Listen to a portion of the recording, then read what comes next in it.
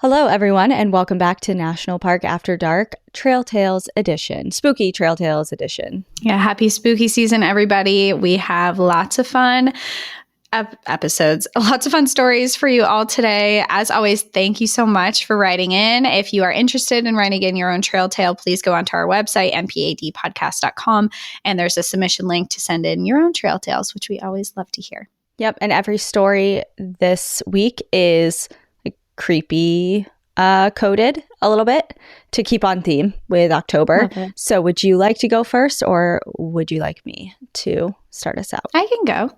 Mine's fun. Okay. Mine is titled Internet Satellite or UFO Cover-Up. Dun, dun, dun. Hi, Cassie and Danielle. I'm a new listener of the pod, but became quickly obsessed after listening to a couple of episodes on a whim recently when NPAD came up in my suggested podcasts. I am an avid podcast listener, and your podcast encompasses everything I love in one: the paranormal, spooky stories told in first person, true crime, and of course, national parks, camping, and adventuring. First off, to give some backstory, I grew up right next to a national park. Though probably one of the least exciting, it's beautiful nonetheless, and actually pretty high up there on the most visited list, Cuyahoga Valley National Park in Ohio. I grew up in the neighboring suburb of Bath and spent many days in the park hiking, running the trails for cross-country practice, and working at a farmer's market during the summer in Everett, the ghost town with abandoned houses. Aside from that, I've been visiting national parks since early high school with my dad, sister, and grandma. One of our first was to Sequoia National Park on a road trip from San Diego, where my dad and grandma lived at the time. My dad moved there when I was 12, and my grandma had lived in California our whole lives. So every trip my sister and I had with them growing up was very special. The second trip we took with them was to Yellowstone and the Grand Tetons, which is still to this day one of the best experiences of my life. I was having a difficult time leading up to it, and that trip healed me in ways I can't even begin to explain, as well as fully solidified my love for nature, travel, and the mountains. We went on to do more during the rest of my high school and college years, including the Smoky Mountains, Mammoth Cave, Joshua Tree, the Grand Canyon, Redwoods National Forest, and Yosemite, but it started to become difficult for my grandma to do so much hiking or long drives, and even more difficult for everyone to find the time off that aligned, let alone agree with what we wanted to do. My sister was always more of the, let's stay in a lodge and spend most of our days driving the park looking for wildlife, or in air-conditioned museums where taking the occasional leisurely stroll. While I craved more difficult, longer, faster-paced hikes and adventures, camping and roughing it a little. My dad was in the middle trying to appease us both. So along the trips growing up were so special to me, and I could tell you many stories from there, like how my sister is an expert manifester and we encountered a baby black bear climbing a tree mere minutes after she said she wanted to see just that, or how in the Grand Tetons we went back and forth the entire time on whether the moose welcoming us into the park was real or mechanical, and our running joke was, but I saw its head turn. And then we saw a real baby and mother moose standing in the river on the way to the airport in Bozeman, Montana. Or when we had to cut our trip a day short in Yosemite due to the town going into COVID lockdown and the power going out in our Vrbo, forcing us to evacuate. But I digress. So many national park adventures. So eventually I began planning my trips with adventurous friends and met my partner who is equally into and more experienced in adventure, camping, and road tripping as I am. Thus, in our first 6 months of dating, we planned a trip with a couple of my college friends who lived in Idaho to Utah's national parks of Arches, then a road trip stopping at Bryce Canyon and Zion, with our final stop being LA to visit some of my parents' family. In mid-August of 2023, we met up with our friends late the night of our arrival at the campground right outside of Arches in the small desert town of Moab. The following day, we did probably the most popular and crowded hike in the park to see Delicate Arch. Tried to stay cool at the Moab Food Truck Park, and did another amazing hike outside of the park in Moab to a small watering hole. It was full of people and children playing in water, so we didn't go in. However, my partner saw a man with his dog walking up higher on a ridge alongside the trail, and we decided to check out where he was going. What he found was a beautiful, secluded pool of crystal clear water directly above the pool below that had a small waterfall leading into it. He waved me up from above, and hoping my friends didn't mind, I told them I was going to check it out and made my way up the ridge. My friend was having knee issues at the time, so we were taking it easy. When I got there, it was just him, and we had a beautiful few minutes alone waiting in the pool and gasping in awe over the view of the specialness of being up there, just the two of us. On our way back, we encountered some wild dogs, who we luckily saw quickly enough to back away from, and ran into another braver hiker who went right up to them and tried to pet one of them before it growled at him and the dog sprinted off. After some much-needed rest and showers at the campground, we headed back into the park to embark on a stargazing mission. A coworker had texted me telling me that there was going to be a meteor shower that night, so we were expecting to see some shooting stars, but we weren't expecting or prepared for what we actually saw. We drove around for a while looking for a good spot where it wasn't too crowded, but where we wouldn't be completely isolated. We saw in the park brochure that there was a lookout off of the Windows Road that was great for stargazing, so we decided to check that out. As we pulled into the curved parking lot, we saw a couple of cars and some people camped out throwing around a frisbee. A man immediately started shouting for us to please turn off our lights, which we did after parking, but were slightly annoyed as he did this every time someone pulled up almost as soon as they entered the parking lot. We were like, dang, bro, give us a minute. But we just chuckled about it and let it go. Excited because the skies were clear and growing darker and darker as the minutes went by, the sun fully set.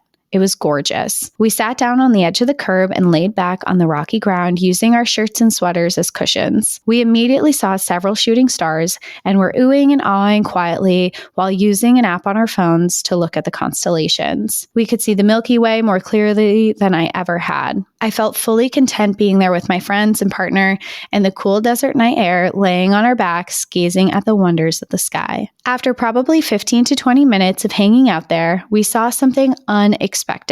A trail of 12 bright lights that looked like stars or planets in a perfect row, moving in a diagonal line across the sky. They were literally in perfect formation, moving in a line in unison. We started to hear murmurs and gasps in the lot from the other people, saying, "Hey, do you see that?" At the same time, my partner was pointing into the sky, saying loudly and repeatedly, "Guys, what the fuck is that?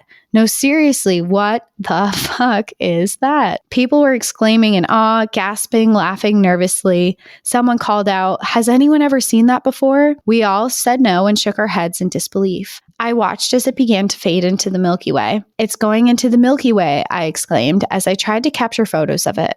We didn't know what it was, but my mind immediately went to aliens and UFOs, some sort of extraterrestrial life. I was in awe, but also a little scared and was prepared for the sky to start melting or chaos to ensue, a UFO to beam us up, etc. My friend beside me, always a rationalist, said, "Guys, I think it's a satellite." She even pulled up an article to her phone, but we were all too stunned and surprised by what we were seeing to think logically. My partner was like, "I've never seen anything like that kind of satellite in my life." And I kept saying, "But look at all the other satellites. They're so tiny and dim." There was no way that this was a satellite. Then we noticed a black SUV pull into the drive. A man got out and had a brief conversation with the group across the lot from us. We heard him say, "Oh yeah, that's just the Starlink satellite from Elon Musk," or something along those lines. I couldn't make out what else he said, but the people around us seemed to settle and the energy calmed. Then, to our surprise, the man just got right back into his car and drove away. He wasn't even there to stargaze.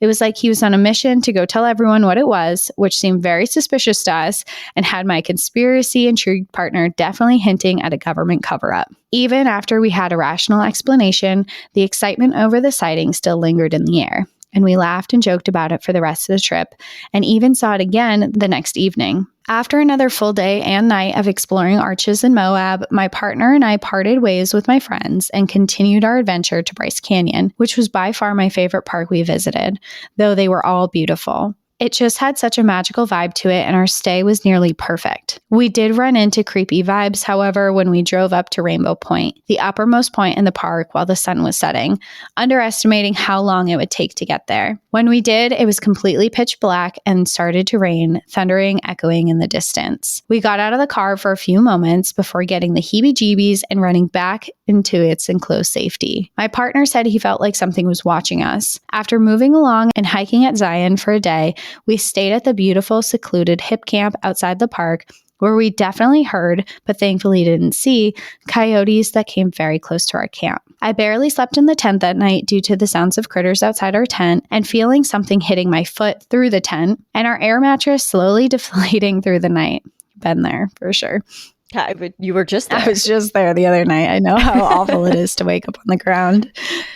In any case, the sun in the morning over the ranch and rock walls surrounding made it well worth the stay. We rounded out the trip in comfy, clean, and cool hotel rooms in Orange County, LA, eating good food and spending time with my partner's family. It was an amazing trip, and I will never forget the feeling of believing I was seeing something extraterrestrial, even though it turned out to be a very earthly thing, satellite internet. Yep, there it is.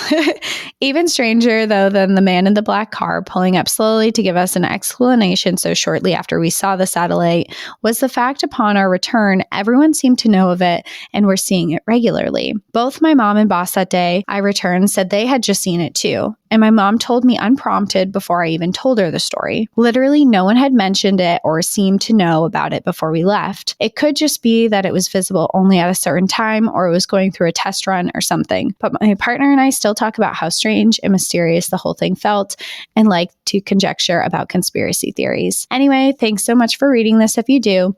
I really enjoy the podcast. It has truly brought more depth and richness to my understanding of these parks, as well as inspired me and cautioned me to prepare better for my next adventures. As I write this, I'm preparing for a trip to Olympic and Mount Rainier with the same group of people, and I'm hoping I come away with more trail tales to share, though nothing too crazy or terrifying. So with that, thank you for reading this and for creating such a great podcast. I have attached some photos of the trip and of the satellite, which you are free to share. Remember to always enjoy the view, but watch your back for strange things in the sky and men in black who swoop in with all too convenient explanations. Jenny. Well, I agree that it's a cool memory to have, even if you're like, oh, it's just a satellite, which I do think that I do understand that no one was talking about it. And then all of a sudden it felt like overnight everyone was talking about it. And it must be because it was visible. Yeah. And it made like this grand appearance. I remember the first time I saw them because I was out camping too. And I was sitting around a campfire with a bunch of other people. And suddenly we all looked up, saw the string of lights, and we're like, what is that? And for a minute, I was like, oh my God, are those aliens? And then someone was like, oh, that's Starlink. Those are the satellites. And then we were watching them and they were there for a while. And then everyone started talking about them. And then I Googled them because I was like, what are you talking about? Like, I've never seen this before in my life. And sure enough, the Google photos versus what I was seeing was like the exact same thing. I just Googled it because I've never seen it I've only seen real it life. once. Okay. Yeah, I've never seen it before. But yeah, it definitely imagine seeing that in the sky and having no idea what it could possibly be. Yeah. Like it definitely feels unearthly. Technology But is we live crazy. in a time now that it's just like, I don't know, like that the videos of the robots have been on my algorithm. Oh my God, Elon Musk's robots that come do your chores. Yeah. It's like, do we all remember iRobot? Do we all remember Will Smith? We know what happens. What's about to happen. Yeah, we know what's about to happen. Don't let one of those things in your house. Yeah, well, everyone's going to let one into their house as soon as they can afford it. I would think. I'm not. Can you also afford it? I don't know. How much does it cost? I don't know. I feel like a lot. It just seems creepy. There's also a creep factor to it. I don't like that shaped even like a if person. I could, what would you want it shaped like? I don't know. Make it a dog that mops your floors. I don't know. Make it cute. Like a tall person. It's taller than me, I think. I don't want something that can so beat when it the has shit its out own of me in my own house. Sentience. Yeah. I don't know. What I was trying to say with that is like, I feel like the magic of the unknown and stuff is just kind of dissipating over time, especially as technology moves forward. And because I feel like now people are going to be like, oh, it's this new whatever. Because technology is so crazy now, it could be anything. The explanation for anything. Yeah.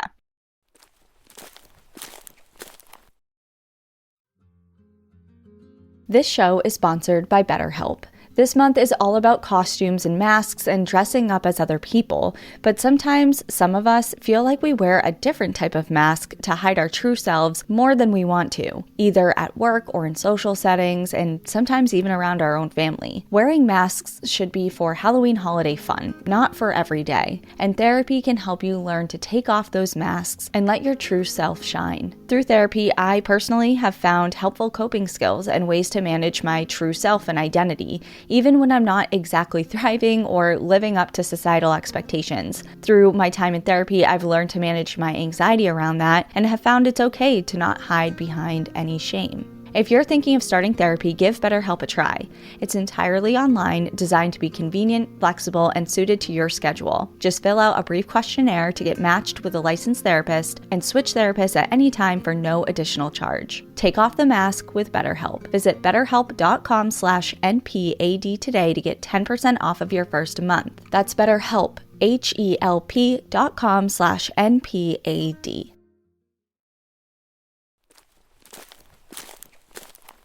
Okay, my first story is titled Conjuring the Spirits of the Adirondacks. Hi, Danielle and Cassie. I've been following the show now for about 4 months, and I love how you cover national parks and people and tell their stories. As you can tell by my title, this isn't in a national park, but instead in the Adirondack Park of New York.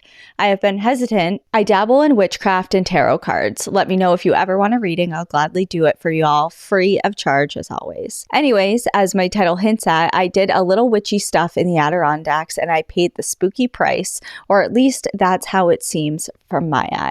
I'm Stacy. Feel free to use my name. I'm 33 years old, and I have been practicing witchcraft for about 8 years and still do to this day. I have no idea how I got so deep into the mess with spirits that led me to leave Actually, let me just start my story before I spoil it.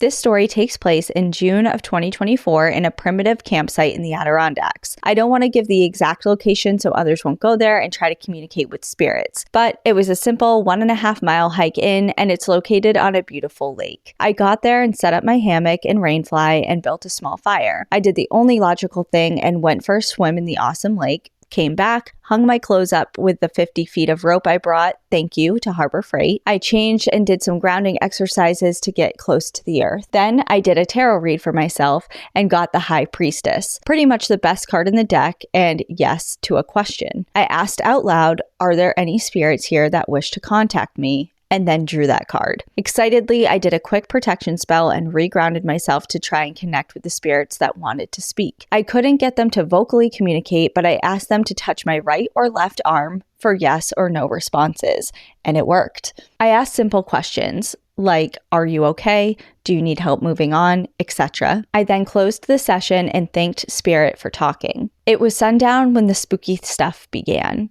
A random storm rolled in that didn't show up on my phone, but as the old saying goes, if you don't like the weather, wait 5 minutes. I was tucked in my hammock reading a book, and the rain finally let off. I put my fire out and tried again to make a new one and got it going, and it was super smoky as wet wood doesn't like to burn all too well. My clothes that were dry on the line were soaked again. I was semi-dry and debated about going back, which I probably should have, but decided to stay. It was about 9 o'clock now and the sun had set, but there was still a little bit of light in the sky. I managed to dry some of the wood and figured I could leave the next day, since navigating at night wasn't my forte. I snuggled into my sleeping bag in my hammock, and the wind just cranked up out of nowhere. I chanted another protection spell and closed my eyes. I could hear my fire whipping and burning hot behind the thin hammock wall. The wind died back down and all was normal. Crickets chirping and all that. I knew it was going to be a long night because I clearly pissed off something that I couldn't see nor did I understand. I'm now seriously contemplating leaving and taking my chances walking the woods to my car. I laid down and zipped up my sleeping bag and clutched my phone and closed my eyes. I finally fell asleep but had the worst dreams I've ever had of something chasing me down in the woods that was trying to drown me in the nearby lake. It then let me go when I reached my car as it was clawing at the windows trying to get in. A window broke and I was abruptly awoken from my dream, gasping as I bounced around in my hammock. Notice how I said bounced around. The next part I literally cannot make up if I tried. Either it was a human or something supernatural. I woke up in my sleeping bag, in my hammock, completely cocooned in the damn thing. I was kind of mummified in it. The rope that I had used to hang my clothes was wrapped all around the hammock with me inside of it. My legs, torso, arms, everything was stuck inside of this hammock. As I struggled, I felt something touching my face, and it was the end of the rope. It wasn't knotted, but it was looped under a few courses of rope. I bit down in my struggling frenzy and shook myself loose and got out of the hammock as fast as I could. did. It took me about 10 minutes of panicking and struggling to finally get free. I've never taken things down so fast and packed my soaking clothes, which were now on the ground, laid out as if the rope was lowered down and taken from the spot. I got back to my car as the sun was breaking in the night sky, and I chucked everything in the passenger seat of my Forester and went home. I cried the entire way, but never ever told anyone about it until now. I did another protection spell and have not returned to that site or done anything else trying to contact spirits since then. I also have not had any issues at home involving spirits. Love you both. Thank you for all you do, and for God's sakes, don't mess with spirits in the Adirondacks. Love, Stacy. So they just like whipped her up in her. That's so scary. I can't. Right? Being tied. She was essentially tied up. If it's wrapped around her like that. Yeah. That's so scary. Isn't that freaky? That's so freaky. I would. At first I was like, okay, you did say that there was wind happening. But wrapped around you so like precisely. Yeah. And all the clothes would just be like laid down on the ground perfectly. That's so, I don't know. It's freaky. No. Freaky. The worst part about this story is that I am going to the Adirondacks in a couple of weeks, and now I'm scared. Oh, yeah, you are. Well, Are you going to be conjuring spirits? Probably not. Probably not. Knowing myself, I probably will not be doing that. But yeah, so I think you're safe. But you could do like a protection spell regardless. I'm going to be Googling protection spells for sure. Okay.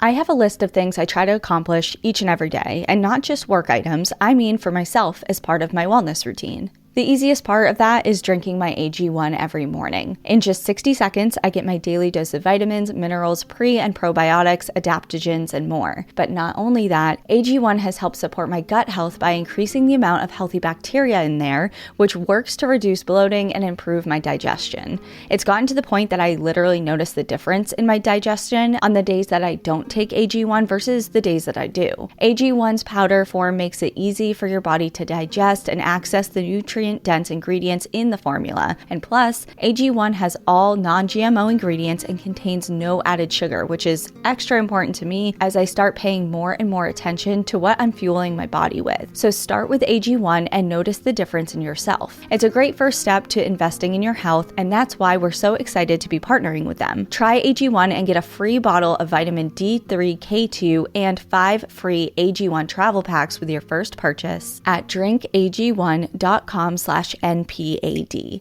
That's a $48 value for free if you go to drinkag1.com/NPAD. Check it out.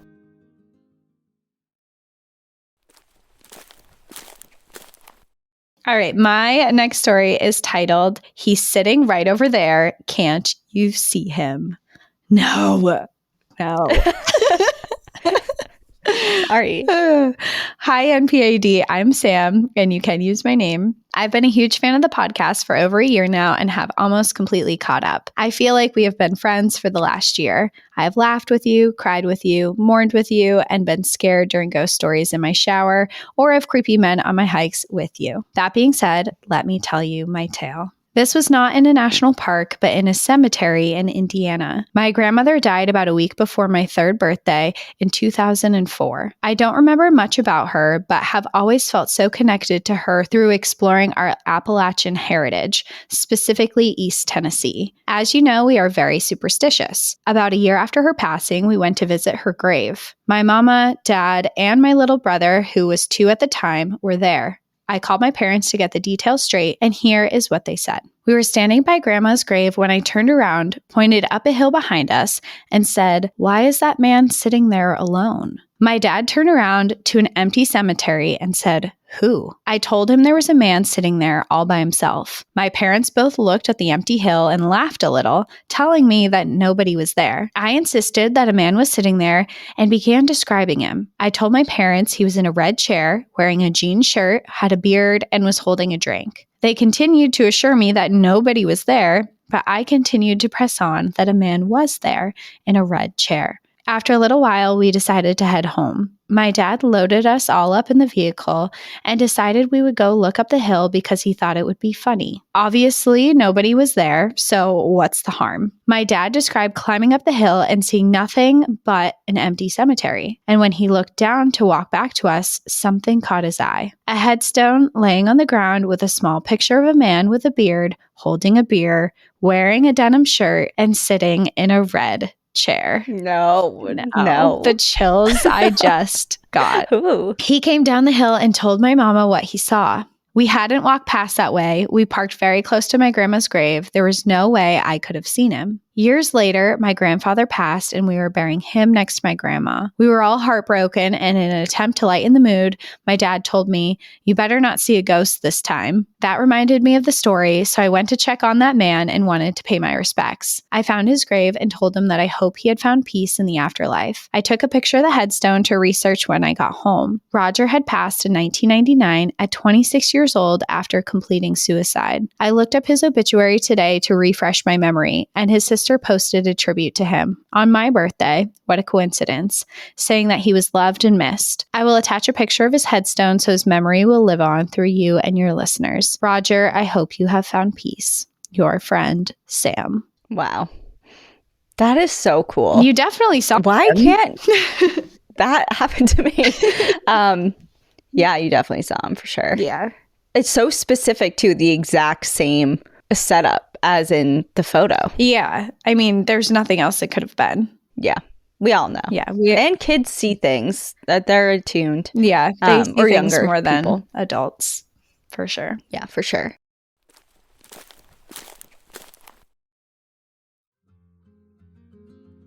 For all of the beauty brands out there, it's really frustrating that a lot of them don't understand my hair. It's dense and wavy, but not quite curly. Kind of frizzy, but not always. I don't really fit neatly into one category for hair care, and thankfully, I don't have to with Prose. They have a formula that can address my need for frizz control without dulling my natural waves, which makes sense because it's based on me. Since 2017, Prose has transformed traditional hair care and skincare with a made-to-order model that reduces waste, celebrates unique beauty over a one-size-fits-all beauty standard, and works better than off-the-shelf alternatives by enlisting the help of cosmetic chemists who take the results of your 80+ unique factors to personalize your unique formula.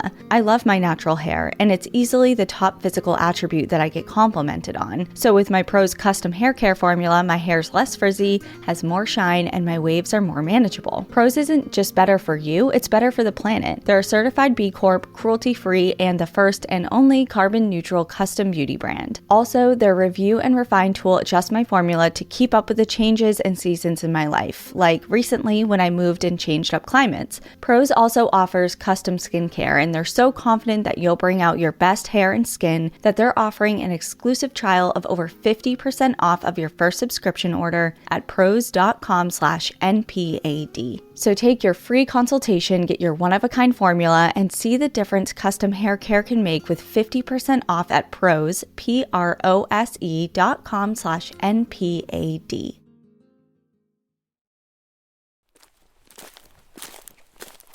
Okay, my second story is titled Not Even Kind of a Trail Tale. Perfect. Hi, ladies.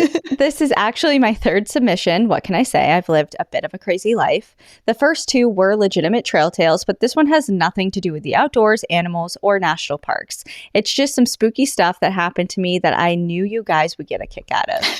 For some context, I served in the Marine Corps for 9 years. My first deployment to Afghanistan ended rather abruptly after I was shot while on a mission and flown home to recover from multiple injuries. Along with the many surgeries, physical and occupational therapy, there were many side effects like poor sleep, nightmares, and so on. With all of this, there was one experience in particular that will forever stand out to me as the most startling. I was asleep in my hospital bed, exhausted and recovering from a long surgery earlier that day. I was in a deep sleep but had a lucidity that made me aware of my body outside of myself. It was as if I was watching myself from the side of my hospital bed. In this state of awareness, I was able to witness as Marines who were represented by different uniforms from past and present appeared out of nowhere air and began to walk towards me, circling my bedside. They were silent and calm, I would say even peaceful. I knew they had no ill intent towards me, but I also knew that they were there to take me with them. They were serving as escorts to the afterlife, intending on guiding me to stand alongside them in the prestigious history of the Marines who had died before me. I am not a religious person, but I am spiritual, and I felt their presence as real and as tangible as any physical experience I'd ever had before. They were absolutely real.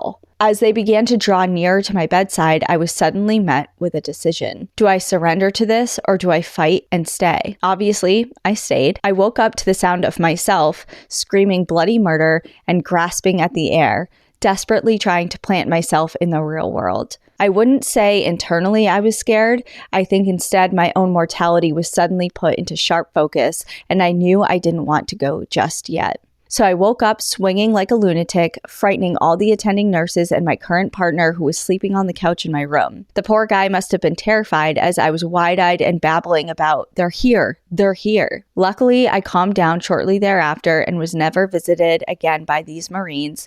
But in a way more insane twist, I have met other present-day veterans who have had a nearly identical experience to mine. Following combat injuries, they were visited by the same Marine escorts and summoned. They corroborate my descriptions of the varied uniforms, the feeling of calmness, and even the fact that it felt completely real. I feel deeply honored to have bore witness to this phenomenon, and even more privileged to still be here and to share my story. Thank you so much to you ladies for all you do. Hopefully I won't have any more trail tales for the future. I wouldn't mind some less intense experiences.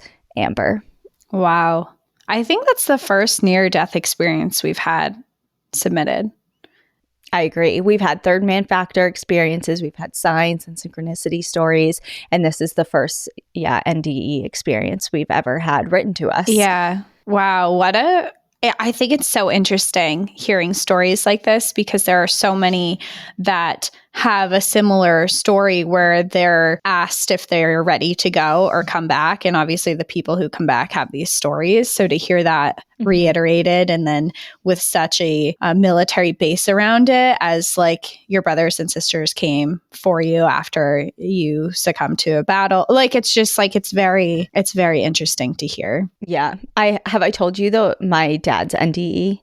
I think it was an NDE. No. It's really short, so I'll share it. This was a few months before he actually died, which makes it even more spooky. And he said that he was laying in his bed and he was asleep, and he had an experience where, so his physical body was laying down, but he sat up. So he looked behind him. So like his legs were still in his legs, but like his torso and everything was like kind of like a 90-degree angle, just sitting up. And he remembers looking back at himself. And then he looked at the foot of his bed, and there was a man standing there, a really tall man with a tall, dark top hat. And he was silent and didn't say anything for a bit until my dad adjusted to his presence. And then he put out his hand and said, "Well, are you coming?" And my dad was like, I felt like I had a decision to make, and I got scared, and I laid back down into my body and absorbed back into my body, and then came to. Wow, that's so interesting. And did he wake up feeling weird at all? Like sick or? He said that he came to or woke up feeling like he wasn't even asleep. He was like that. It felt so real, like it wasn't a dream. It was just a different type of experience. Wow, that's so interesting. And then he actually did pass away a few months later. Wow. Yeah. So I think there's something to that of I think in a lot of situations, especially if you're young, or what people would consider before your time, I feel like you're faced with some sort of decision like that. Yeah. And I think that there are some points in time where your physical body just can't, there is no option. Yeah. It's like there is no option to come back. It is your time. Yeah. But I remember it's just so interesting because the first thing that I said to Ian in the hospital room before anybody else was able to make it, I was just in my mind pleading with him. I was like, if you are somewhere right now where you are able to come back, like, please come back. And I just kept, like, it was just so vivid in my mind of like, I know you're in you can make a decision right now, I think. So like, please come back. It's like there's still time to choose to come back. Right. And then literally like 20 minutes later, the doctor came in and he said, I can tell you with 100% certainty, he can never physically recover from this. So even like he will be in a vegetative state his entire rest of his life if he survives, you know, like his physical body just was literally unable to continue on. So I feel like in those situations it's different, but in situations like Amber's where you just had like a significant injury or a surgery or whatever, I don't know, every NDE I've ever heard people explain this of like feeling like they have this choice to make. And they either make it for themselves or they're like, oh no, I want to stay. And they're like, nope, not your time. And they get like shoved back into their body. Yeah. I've definitely heard that reversed option as well, where they're like, oh wow, this does seem really nice, I'll keep going. And then whoever's on the other side is like, nope, just showing you, get back in there. Face palm back. Not yet. Just something to look forward to, but go on back. I know. You imagine, oh my God, the way that your life changes after something like that. Yeah. Like, you guys don't even get it. It's so much better over there. And I have to come out of this hellhole. Anyway, that's the spirit. Okay.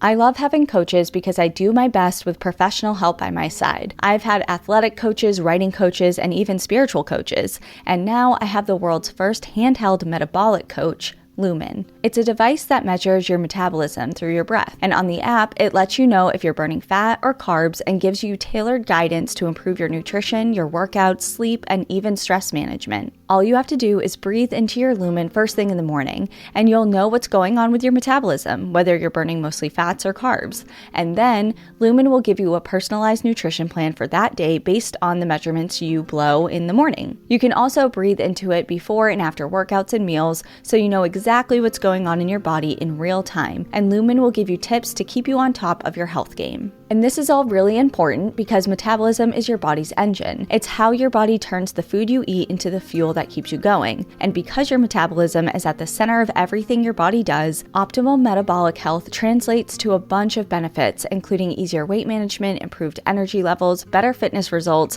and better sleep. By using Lumen, you get recommendations to improve all of those things. And ladies, it can also track your cycle as well as the onset of menopause, and then adjust your recommendations to keep your metabolism healthy through different hormonal shifts. So if you want to take the next step in improving your health, go to lumen.me/NPAD to get 15% off of your Lumen. That's lumen.me/NPAD for 15% off of your purchase. Thank you, Lumen, for sponsoring this episode.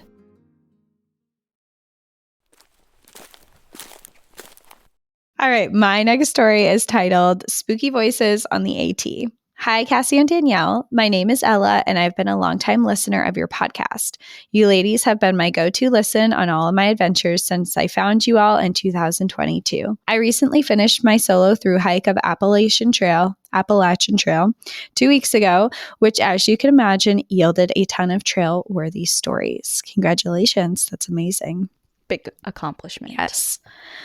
Before I go into my story, I have to share this tidbit of serendipity that pertains to both one of your episodes and the start of my thru hike. I am from Maine, and for the longest time have been dying for you to cover the story of Don Fendler.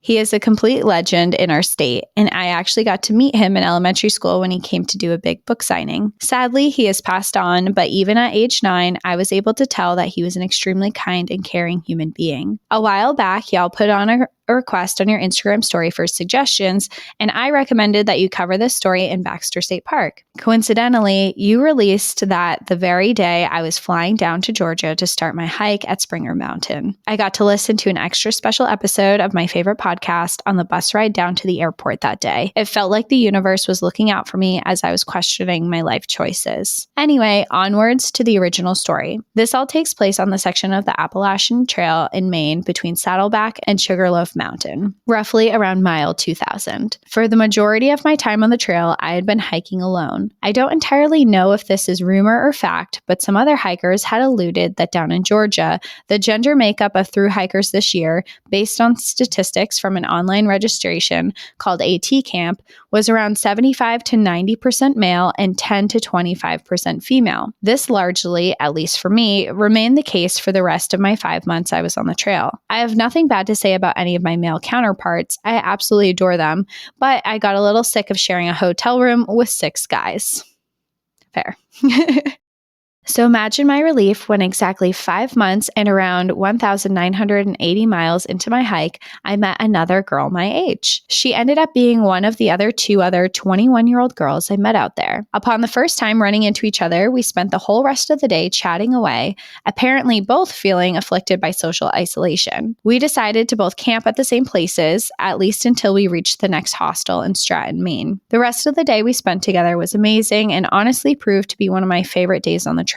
We talked to a hot ridge runner for almost an hour about the shocking amount of calories we could put away and ran into a lady and pet her pigeon. Odd, I know, still trying to unpack that one. We ended up spending the night together at Poplar Ridge Shelter right after Saddleback Mountain. The weather the next morning proved to not be as beautiful as the day before, but cool and misty weather on the trail wasn't the worst. Pie Queen, the other girl I was hiking with, and I decided to try to increase our mileage for the day. That way we could make it to the hostel earlier the next day. We left around 7:30 in the morning, which now integrated back into regular life feels early, but that was quite a late start on the trail. All the other older men, which was the typical shelter crowd at the AT, had left closer to 6, so we were utterly alone when we set off. We ended up hiking around 8 miles at a shockingly faster pace than we had anticipated, which meant we could sit around at lunch for longer than an hour than we normally would. I filled up on water and we sat inside the shelter, hoping that the mist that had blanketed the forest would burn off in the late afternoon. Around 12:30, if I remember correctly, we set off again. We had only been hiking for about 30 minutes when we hit a steep ascent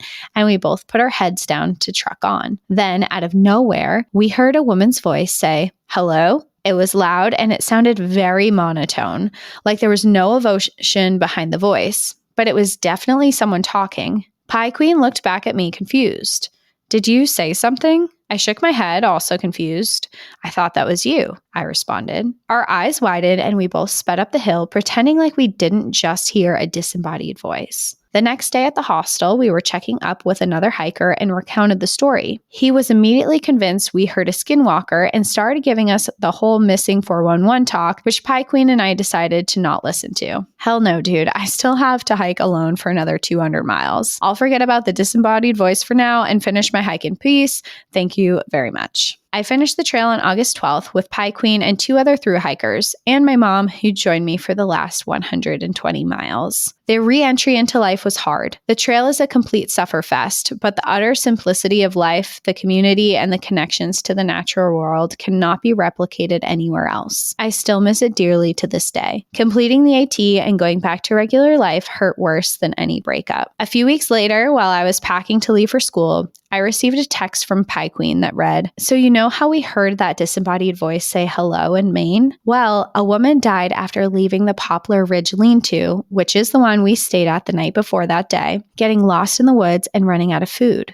Spooky coincidence. No shit." She then proceeded to send me a link to the New York Times article on the matter. I'm spared most of the details because I, for some reason, feel as though you ladies have briefly talked about her story before and maybe said you were planning to do an episode on it. In short, her name was Geraldine Largay, and on July 22nd, 2013, she accidentally got off the trail and became lost. She waited nearly a month for help, yet was never found even though she was less than a mile or 2 from the trail. She recorded her experience all the way up until her passing in a journal. Her remains alongside all her gear and her journal were recovered by a logging company surveyor almost 2 years later. This story proved as both a haunting reminder of wilderness preparedness and also a perplexing coincidence. I know this story is a bit long, but I would be so honored if you guys read it.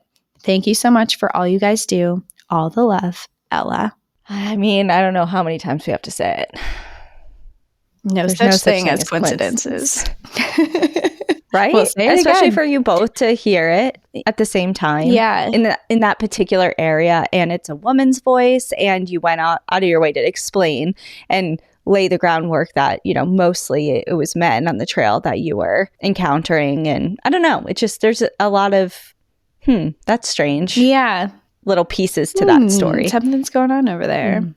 Yeah. But yes, you're right. We are going to cover that story at some point. Yes. In the future. At some point. For sure. Okay. My next story is titled The Finger. It's Not What You Think. The Ghost or Lake Monster of Lake Warren? ? Dear Cassie and Danielle, I'm an avid listener of your podcast and have listened to every episode at least twice. Wow. Thank you. Wow. Thank you so much. As someone who has spent a considerable amount of time in nature, I wonder if I have a trail tale to tell.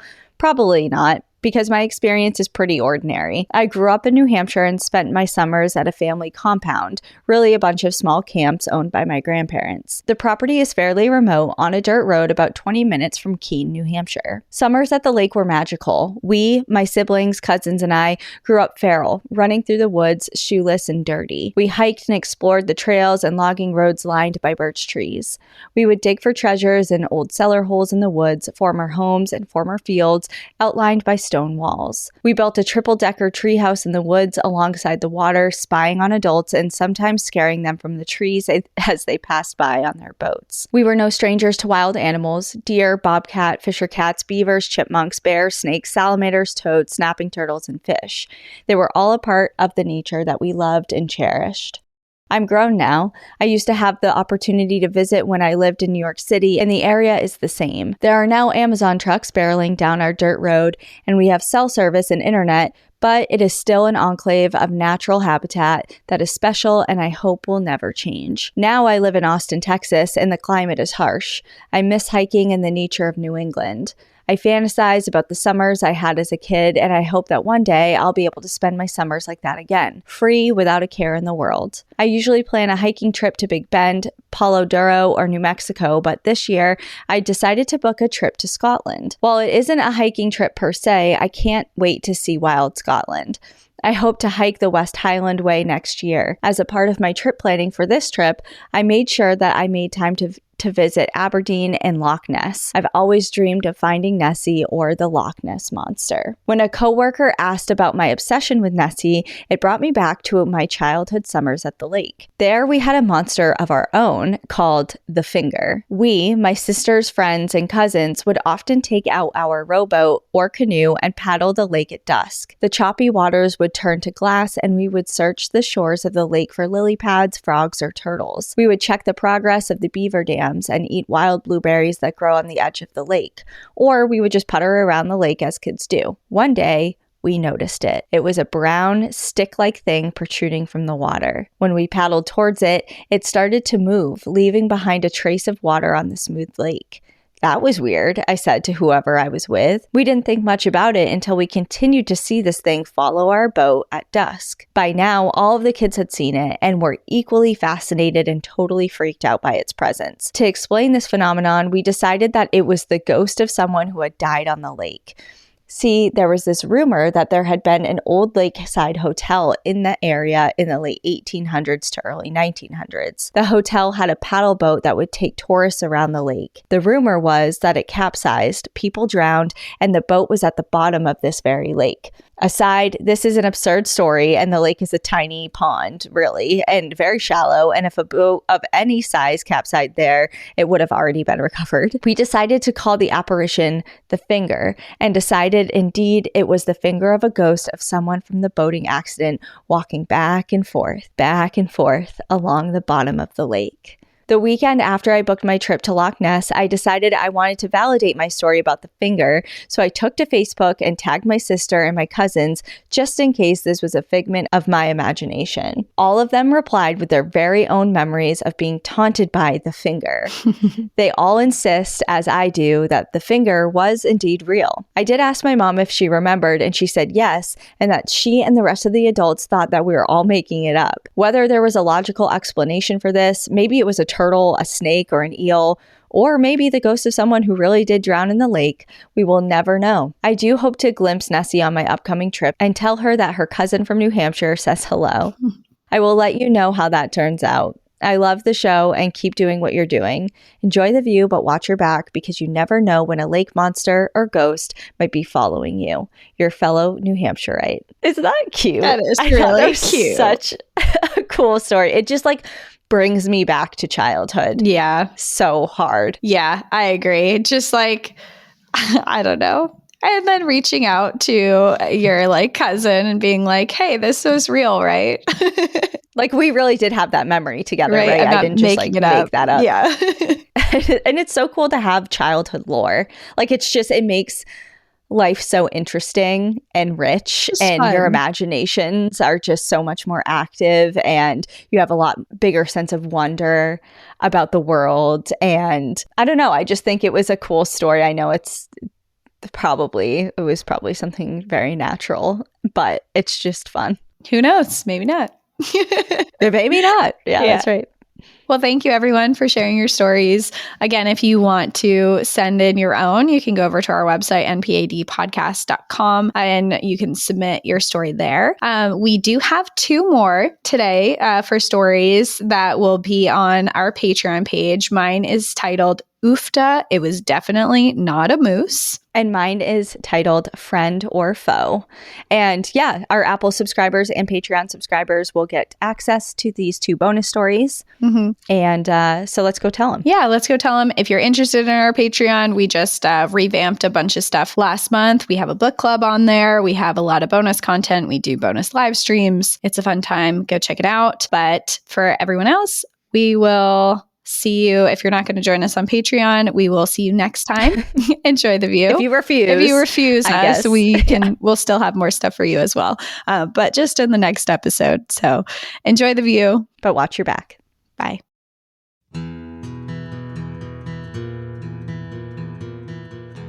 Thank you so much for joining us again this week. If you have a trail tale or story suggestion, send us an email at stories@npadpodcast.com. Follow us on Instagram and Facebook at National Park After Dark and on Twitter at NPAD Podcast. Join our Outsiders Only community on Patreon or Apple subscriptions to listen ad-free, unlock monthly bonus episodes, and exclusive content. And remember, when you support our sponsors, you are supporting our show. For our exclusive discount codes and source information from today's episode, check out the show notes. For more information on our show, our book recommendations, merch updates, and more, visit our website at npadpodcast.com. And please rate, review, and subscribe from wherever you listen to podcasts.